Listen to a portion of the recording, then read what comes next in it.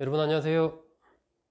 최근에 각종 여론조사들이 보도가 되고 있는데 아마 여러분들 좀 헷갈리실 겁니다. 이 어떤 여론조사는 윤석열 국민의힘 후보와 이재명 더불어민주당 후보가 좀 박빙인 그런 여론조사도 나오고 있고, 또 어떤 여론조사는 윤석열 후보가 이재명 후보를 좀 앞서고 있는 이런 여론조사도 나오고 있고, 이렇게 계속 발표가 되다 보니까 과연 이게 여론조사를 믿을 수 있는 거냐, 왜 이렇게 다른 거냐, 뭐 이런 부분에 대해서 좀 의문이 좀 있으실 것 같습니다. 엠브레인 퍼블릭, 케이스텔 리서치, 한국 리서치, 코리아 리서치의 전국 지표조사 결과는 이재명 후보가 38%, 윤석열 후보가 36%로 이재명 후보가 앞서는 그런 조사 결과가 나오기도 했습니다. 저한테도 최근에 몇 분이서 아는 분들이 좀 이 여론조사 믿을 수 있는 거냐, 이런 질문을 하더라고요. 그래서 오늘은 왜 이 헷갈리는 여론조사 어떻게 봐야 되나, 뭐 이런 주제로 좀 간단하게 말씀드리려고 합니다. 이 9일날 아침에 보도됐던 여론조사가 대표적인데요. 이 한국갤럽과 리얼미터의 여론조사입니다. 한국갤럽이 머니투데이 의뢰를 받아서 한 여론조사 결과에서는 윤석열 후보가 36.4%, 이재명 후보가 36.3%를 기록을 했습니다. 0.1% 포인트 차, 뭐 말 그대로 초박빙이다, 이렇게 이제 보도가 됐습니다. 반면 이 같은 날 나온 리얼미터 YTN 의뢰로 리얼미터가 조사한 결과에서는 윤석열 후보가 45.3%, 이재명 후보는 37.1%. 그래서 이제 두 후보의 격차가 8.2% 포인트 차이로 윤석열 후보가 앞서고 있는 것으로, 앞에 한국갤럽 조사는 초박빙, 뒤에 리얼미터 조사는 오차 범위를 넘어서 윤석열 후보가 앞서고 있는, 이렇게 이제 보도가 같은 날 또 이렇게 나오다 보니까 이 많은 분들이 좀 헷갈리고, 또 한편에서는 좀 의구심을 갖고 있는 것 같습니다. 전체적으로 이걸 어떻게 봐야 되는지 이렇게 좀 말씀을 드리고 싶은데, 우선은 이 조사 방식의 차이를 좀 볼 필요가 있지 않을까 생각합니다. 한국갤럽 같은 경우는 이 100% 전화 조사하거든요. 반면 리얼미터는 ARS 조사입니다. ARS라는 건 이제 접해 보신 분도 있을 텐데, 이렇게 이제 기계음을 통해서 하는 그런 조사인 거죠. 100% 전화 면접은 면접원이 이제 전화를 통해서 하는 그런 조사입니다. 이 한국갤럽 조사, 초박빙으로 나온 조사 같은 경우는 100% 전화조사이고, 휴대전화 가상번호를 활용했다라는 부분도 하나의 포인트입니다. 휴대전화 가상번호라는 것은 이 통신 3사가 여론조사 업체에 제공을 해서 이제 여론조사를 하는 건데, 이 한국갤럽 조사는 가상전화에다가 RDD 방식을 이제 결합하는, 무작위 추출하는 방식을 결합하는 이런 방식으로 이루어졌는데, 이 가상번호는 통신 3사가 현재 중앙여론조사심의위원회에 등록된 여론조사 회사가 한 82군데 정도 됩니다. 이 업체들의 요청에 따라서 이제 제공을 할 수 있는 그런 부분인데, 번호 한 개당 한 16.94원 정도의 비용이 듭니다. 이걸 제공받아서 이제 조사를 하는 건데, 여기서 이제 최근에 어떤 문제점이라고 할까요?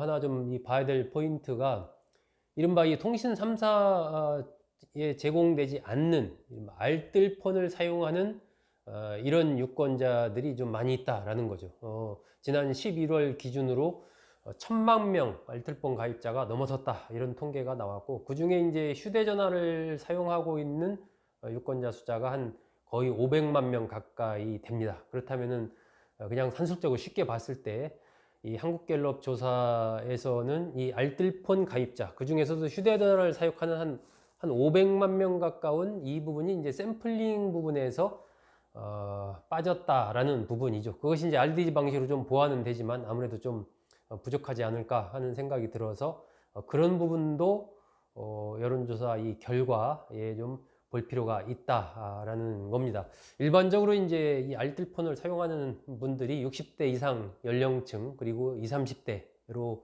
알려져 있습니다. 이 가격이 싸고 하다 보니까.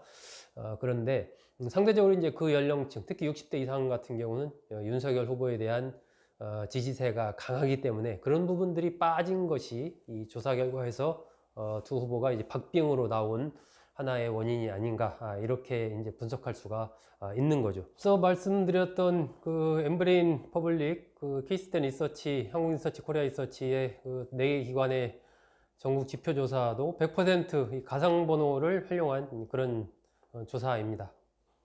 이 반면 리얼미터 조사 같은 경우는 ARS를 통해서 무선 90%, 유선 10%를 결합해서 조사가 이루어지고 있습니다. 이 지금 올해 1월 달부터 쭉 한 11월 전후까지 실시된 이 올해 여론조사 숫자가 한 300개 정도 됩니다. 이것은 이제 평균적으로 쭉 봤을 때 윤석열 후보는 한 42% 정도 지지율이, 또 이재명 후보는 36.3% 정도 해서 한 평균 한 5.7%포인트 정도를 윤석열 후보가 앞서고 있다라고 최근에 이제 시사저널에서 엄경영 시대정신 소장이 분석한 글을 제가 봤습니다. 어쨌든 올해 실시된 각종 여론조사 결과를 다 종합을 해보면 윤석열 후보가 5.7%포인트 정도 이재명 후보에게 앞서고 있다라는 이제 그런 결과가 나왔다는, 뭐 그렇게 요약을 할 수가 있을 것 같습니다. 왜 이렇게 지금 여론조사 다른 결과가 나오는지에 대해서 제가 좀 간단히 설명을 드렸고요. 여론조사와 현재 흐름을 어떻게 봐야 되냐. 결과적으로 여러분들이 여론조사를 볼 때 그냥 그때 딱 한 번 나온 그 수치만 보면 헷갈리기 십상입니다. 서로 다른 조사 방법을 갖고 있기 때문에 그 수치만 봐가지고는 어떤 건 뭐 박빙, 어떤 건 2, 3% 차이, 어떤 건 뭐 7, 8% 차이 막 이렇게 나기 때문에 헷갈리기 쉬운데, 그 조사 회사, 리얼미터면 리얼미터, 갤럽이면 갤럽, 한국리서치면 한국리서치, 그 조사 결과가 그 전에 했던 조사 결과와 이번에 나온 조사 결과가 어떤 차이가 있는지, 윤석열 후보가 올라갔는지 내려갔는지, 이재명 후보가 올라갔는지 내려갔는지, 이런 이제 추이, 그 트렌드를 봐야 여론의 흐름을 여러분이 이해하시는데 훨씬 도움이 됩니다. 서로 다른 조사 기관의 결과를 가지고 딱 판단하시지 마시고, 그 같은 조사 회사의 지난번 조사와 이번 조사가 어떻게 다른가, 이것을 봐야 된다라는 거죠. 최근 흐름은 전체적으로 봤을 때 윤석열 후보의 컨벤션 효과가 조금 잦아들고 있는 상황에서 이재명 후보가 조금 이제 상승한 상황, 이런 정도로 보면은 정확하지 않을까 싶습니다. 그러면서도 윤석열 후보가 좀 앞서고 있는 상황이기 때문에 이제 앞으로는 이재명 후보가 그럼 이 약간의 이 상승 흐름을 계속 이어갈 수 있을 것이냐, 아니면 윤석열 후보가 컨벤션 효과에서 약간 지금 하향 정체하면서도 이재명 후보를 앞서가고 있는 이 흐름, 이게 그냥 그런 정도로 유지될 거냐, 아니면 이제 뭐 선대위 체제가 이렇게 갖춰졌으니까 조금 더 다시 상승할 거냐, 뭐 이런 부분에 따라서 또 향후의 추이는 달라지겠죠. 현재의 여론 흐름을 쭉 보는 부분에서 또 참고해야 될 부분들이 좀 있습니다. 그러니까 문재인 대통령의 지지율 변화, 그리고 정당 지지율 변화, 그리고 정권 교체냐 정권 유지냐를 택하는 비율, 이런 것들인데, 제가 아까 말씀드린 한국갤럽과 리얼미터의 조사, 이런 걸 보면은 한국갤럽 조사에는 정권 교체를 바라는 응답자 비율이 54%에 달합니다. 반면 정권 유지를 바라는 비율은 35.4%거든요. 두 격차가 18%포인트에 달합니다. 리얼미터 조사는 정권 교체를 바라는 비율이 51.3%, 정권 유지를 바라는 비율이 40.3%로 11%포인트에 달합니다. 리얼미터 조사는 그 전과 비교했을 때 정권 교체를 바라는 비율은 조금 줄어들고 정권 유지를 바라는 비율은 조금 늘어난 이런 흐름입니다. 그럼에도 여전히 11%포인트, 두 자릿수 이상 정권 교체를 바라는 여론이 높습니다. 문재인 대통령에 대한 평가도 잘못하고 있다, 이 한국갤럽 조사 결과에 따르면 58.1%거든요. 잘하고 있다는 37.2%입니다. 이것도 뭐 21% 가까이 잘못하고 있다라는 비율이 높습니다. 정당 지지도도 국민의힘이 37.4%, 더불어민주당은 31.8%로 5%포인트,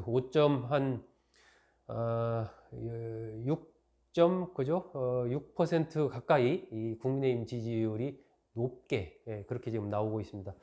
정권 교체를 바라는 여론이 높고 국민의힘에 대한 지지율이 높고 또 문재인 대통령에 대한 부정평가가 높고 윤석열 후보에 대한 지지율이 이재명 후보보다 높고 이것이 이제 현재 여론상에 나타나고 있는 대부분의 공통적인 흐름이기 때문에 여당 이재명 후보로서는 여전히 이 대선 판에 큰 판의 그 환경이 불리한 환경에 놓여 있다라고 좀 봐야 될 것 같습니다. 뭔가 이제 좀 변화를 모색해야 되는 상황인 거죠. 지금 대선이 한 90일 남은 시점이기 때문에 이 상황에서의 전체적인 판세 흐름이 환경이 그렇기 때문에 이재명 후보로서는 뭐 특단의 또 새로운 어떤 무언가를 좀 모색을 해야 되는 그런 시점이 아닌가 하는 생각이 듭니다. 네, 오늘은 헷갈리는 여론조사 어떻게 봐야 될지 그리고 그와 더불어서 현재의 전체적인 대선의 환경을 어떻게 봐야 될지에 대해서 말씀드렸습니다. 여러분